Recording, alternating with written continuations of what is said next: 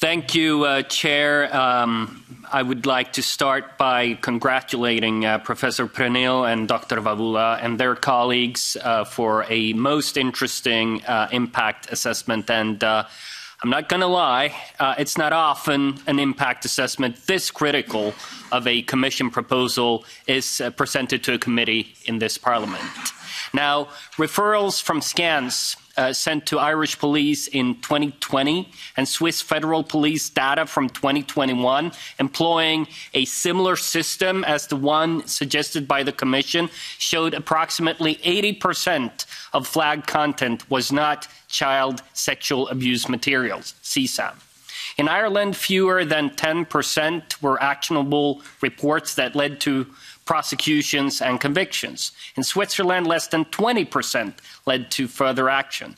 Dutch police say they will not be able to handle the expected number of reports under the new law. And on page 12 in your assessment, it is stated that, and I quote, an increase in reporting will make effective investigation of CSAM more difficult, end quote.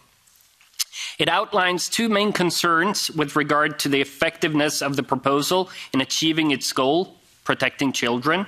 One, the technology is not accurate enough to make effective determinations. Two, the evidence collected is too limited to be used as evidence for prosecutions of suspects. The effectiveness in protecting children seems rather limited, while unfortunately the damage to civil liberties seems unlimited. Or to use the words of the experts in this impact assessment, indiscriminate surveillance. Which lead me to the following questions. Do we know how many people have been prosecuted under the voluntary scan regime? Will this mandatory scan proposal in reality make it harder instead of easier to effectively investigate CSAM? And three, Commissioner Ylva Johansson has claimed several times that court orders will precede any scanning for CSAM. Did you, as experts, find any such safeguard in the Commission proposals? Thank you. Also, on the question about effectiveness, this is very much at the heart of the assessment. It is an assessment on the necessity of the proposal, not on the stricto sensu proportionality.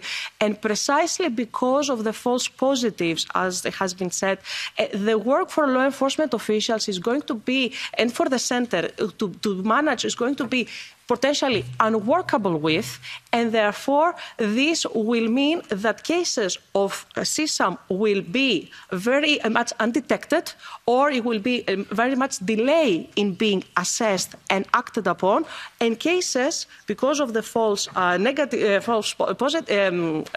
false matches, will mean that cases will also not be detected at all. So from that perspective, the effectiveness of the measures is going to be quite problematic.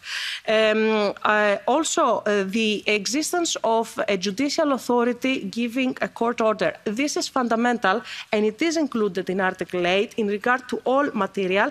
But first of all, it is not just a judicial authority. It can also be an independent administrative authority.